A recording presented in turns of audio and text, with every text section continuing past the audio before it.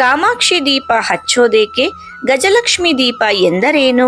ಯಾವ ದಿಕ್ಕಿನಲ್ಲಿ ಇದನ್ನು ಬೆಳಗಿಸುವುದು ಸೂಕ್ತ ಎಂಬ ಸಂಪೂರ್ಣ ಮಾಹಿತಿಯನ್ನು ಈ ವಿಡಿಯೋ ಮೂಲಕ ತಿಳಿಯೋಣ. ಹಿಂದೂಗಳ ಮನೆಯಲ್ಲಿ ಪ್ರತಿದಿನವೂ ಬೆಳಗ್ಗೆ ಸಂಜೆ ದೇವರ ಮನೆಯಲ್ಲಿ ದೀಪ ಹಚ್ಚುತ್ತಾರೆ. ಅದರಲ್ಲೂ ಹಬ್ಬ ಹರಿದಿನಗಳಂತಹ ವಿಶೇಷ ಸಂದರ್ಭಗಳಲ್ಲಿ ಒಂದಕ್ಕಿಂತ ಹೆಚ್ಚು ದೀಪ ಬೆಳಗುತ್ತಾರೆ. ಹಾಗೆ ವಿಶೇಷ ದಿನಗಳಲ್ಲಿ ಬೆಳ್ಳಿ ದೀಪಗಳನ್ನು ಹಚ್ಚಲಾಗುತ್ತದೆ. ಸಾಮಾನ್ಯವಾಗಿ ಕೆಲವರ ಮನೆಯಲ್ಲಿ ಪ್ರತಿದಿನವೂ ಕಾಮಾಕ್ಷಿ ದೀಪ ಹಚ್ಚುತ್ತಾರೆ. ಕಾಮಾಕ್ಷಿ ದೀಪ ಎಂದರೇನು? ಅದರ ವೈಶಿಷ್ಟ್ಯವೇನು? ಯಾವ ಸಮಯದಲ್ಲಿ ಹಚ್ಚಬೇಕು ಎಂಬುದರ ಒಂದಿಷ್ಟು ವಿಚಾರಧಾರೆ. ದೀಪವು ಬೆಳಕನ್ನು ಸಂಕೇತಿಸುತ್ತದೆ. ದೀಪ ಆತ್ಮ ಮಾತ್ರವಲ್ಲ, ಪರಮಾತ್ಮನ ಚಿತ್ರಣವೂ ಹೌದು. ಆದ್ದರಿಂದ ಪೂಜೆ ಮಾಡುವ ಮೊದಲು ದೀಪವನ್ನು ಬೆಳಗಿಸಲಾಗುತ್ತದೆ. ದೇವರನ್ನು ಪೂಜಿಸುವ ಮೊದಲು ಆ ದೇವರ ಪ್ರತಿರೂಪವಾದ ದೀಪವನ್ನು ಪೂಜಿಸುತ್ತೇವೆ. ಷೋಡಶೋಪಚಾರ ಪೂಜೆಗಳಲ್ಲಿ ಇದು ಬಹಳ ಮುಖ್ಯವಾಗಿದೆ. ದೇವರಿಗೆ ಮಣ್ಣಿನ ದೀಪ ಹಚ್ಚುವುದು ಶ್ರೇಷ್ಠ ಎನ್ನಲಾಗಿದೆ. ಕೆಲವರು ಒಂದೇ ಒಂದು ಕಾಮಾಕ್ಷಿ ದೀಪವನ್ನು ಬಳಸುತ್ತಾರೆ. ಕಾಮಾಕ್ಷಿ ದೀಪದ ಮೇಲೆ ದೇವಿಯು ಕಬ್ಬಿನ ಜಲ್ಲೆ ಹಿಡಿದು ಕುಳಿತಿರುವ ಚಿತ್ರವಿರುತ್ತದೆ.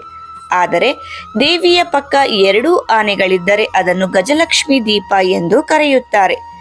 8 ಲಕ್ಷ್ಮಿಯರು ಇರುವ ದೀಪವನ್ನು ಅಷ್ಟಲಕ್ಷ್ಮಿ ದೀಪ ಎನ್ನುತ್ತಾರೆ. ಇದೇ ರೀತಿ ಅನೇಕ ದೀಪಗಳಿವೆ. ಆದ್ದರಿಂದ ಕಾಮಾಕ್ಷಿ ದೀಪವನ್ನು ತರುವ ಮುನ್ನ ಈ ವಿಚಾರವನ್ನು ಗಮನಿಸಬೇಕಾಗುತ್ತದೆ. ಮೊದಲು ಯಾರು ಈ ಕಾಮಾಕ್ಷಿ ದೇವಿ ಎಂಬುದನ್ನು ತಿಳಿಯೋಣ. ಕಾಮಾಕ್ಷಿ ದೀಪವನ್ನು ಮನೆಯಲ್ಲಿಟ್ಟು ಪೂಜಿಸುವುದರಿಂದ ಸಕಲ ದೇವತೆಗಳ ಅನುಗ್ರಹ ದೊರೆಯುತ್ತದೆ. ಅಷ್ಟಾದಶ ಶಕ್ತಿ ಪೀಠಗಳಲ್ಲಿ ಕಂಚಿ ಕ್ಷೇತ್ರವು ಒಂದು. ಇಲ್ಲಿ ಕಾಮಾಕ್ಷಿ ದೇವಿ ನೆಲೆಗೊಂಡಿದ್ದಾಳೆ. ಕಾಮಾಕ್ಷಿ ಜಗನ್ಮಾತೆ ಪಾರ್ವತಿಯ ರೂಪ. ಶಿವನನ್ನು ಕುರಿತು ತಪಸ್ಸು ಮಾಡುವ ಕಾಮಾಕ್ಷಿ ಅವನನ್ನು ಒಲಿಸಿಕೊಂಡು ಪರಶಿವನ ಕೈ ಹಿಡಿಯುತ್ತಾಳೆ. ಕಾ ಎಂದರೆ ಬ್ರಹ್ಮಶಕ್ತಿಯಾಗಿರುವ ಸರಸ್ವತಿ, ಮಾ ಎಂದರೆ ವಿಷ್ಣು ಶಕ್ತಿಯಾಗಿರುವ ಲಕ್ಷ್ಮಿ, ಅಕ್ಷಿ ಎಂದರೆ ಕಣ್ಣುಗಳು. ಕಾಮಾಕ್ಷಿ ದೇವಿಯು ಸರ್ವ ದೇವತೆಗಳಿಗೆ ಶಕ್ತಿ ಕೊಡುತ್ತಾಳೆ ಎಂದು ಪುರಾಣಗಳು ಹೇಳುತ್ತವೆ. ಆದ್ದರಿಂದ ಇತರ ಎಲ್ಲಾ ದೇವಾಲಯಗಳಿಂದ ಕಾಮಾಕ್ಷಿ ದೇವಸ್ಥಾನವನ್ನು ಬೆಳಗಿನ ಜಾವ ಬ್ರಹ್ಮ ಮುಹೂರ್ತದಲ್ಲಿ ತೆರೆಯಲಾಗುತ್ತದೆ.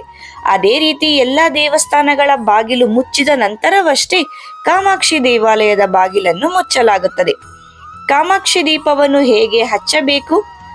ದೀಪವು ದೇವರ ಸ್ವರೂಪ. ಆದ್ದರಿಂದ ಕಾಮಾಕ್ಷಿ ದೀಪ ಸೇರಿದಂತೆ ಯಾವುದೇ ದೀಪವಾಗಲಿ ಅದನ್ನು ಶುಚಿಗೊಳಿಸಿ ಅರಿಶಿಣ ಕುಂಕುಮ ಇಟ್ಟು ಹೂವಿನಿಂದ ಅಲಂಕರಿಸಬೇಕು. ನೆಲಕ್ಕೆ ತಾಕದಂತೆ ಒಂದು ಪ್ಲೇಟ್ ಒಳಗೆ ಕಾಮಾಕ್ಷಿ ದೀಪವನ್ನು ಇಟ್ಟು ತುಪ್ಪ ಅಥವಾ ಎಳ್ಳೆಣ್ಣೆ ಬಿಟ್ಟು ದೀಪವನ್ನು ಹಚ್ಚಬೇಕು. ದೀಪದಲ್ಲಿ 2 ಬತ್ತಿಗಳು ಇರಬೇಕು. ದೀಪವು ಉತ್ತರ ಅಥವಾ ಪೂರ್ವ ದಿಕ್ಕಿಗೆ ಇರುವಂತೆ ಹಚ್ಚಬೇಕು. ಯಾವುದೇ ಕಾರಣಕ್ಕೂ ದಕ್ಷಿಣ ದಿಕ್ಕಿಗೆ ಹಚ್ಚಬಾರದು. ಶುಕ್ರವಾರ, ಮಂಗಳವಾರ, ಹುಣ್ಣಿಮೆ ಸೇರಿದಂತೆ ಯಾವುದೇ ವಿಶೇಷ ದಿನಗಳಂದು ಕಾಮಾಕ್ಷಿ ದೀಪವನ್ನು ಹಚ್ಚಬಹುದು. ಬೆಳ್ಳಿ, ಪಂಚಲೋಹ, ಹಿತ್ತಾಳೆ ಕಾಮಾಕ್ಷಿ ದೀಪವನ್ನು ಮನೆಗೆ ತಂದು ಪೂಜಿಸಬಹುದು. ಪ್ರತಿದಿನ ಕಾಮಾಕ್ಷಿ ದೀಪ ಹಚ್ಚಿದರೆ ಇನ್ನಷ್ಟು ಶ್ರೇಷ್ಠ.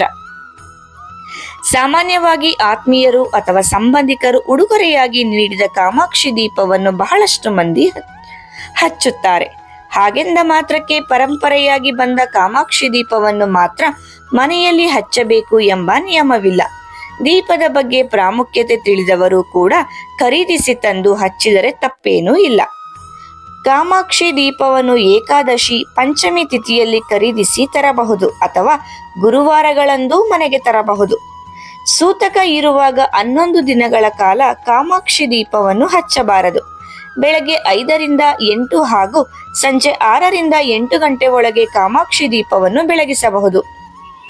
ಇತರ ದೀಪಗಳು ದೇವರಿಗೆ ಅಭಿಮುಖವಾಗಿರುತ್ತವೆ. ಆದರೆ ಕಾಮಾಕ್ಷಿ ದೀಪವನ್ನು ಭಕ್ತರು ತಮ್ಮ ಅಭಿಮುಖವಾಗಿ ಇಟ್ಟು ಬೆಳಗಿಸಬೇಕು. ಸ್ನೇಹಿತರೆ, ಮಾಹಿತಿ ಇಷ್ಟ ಆದರೆ ವಿಡಿಯೋಗೆ ಒಂದು ಲೈಕ್ ಮಾಡಿ. ಧನ್ಯವಾದಗಳು.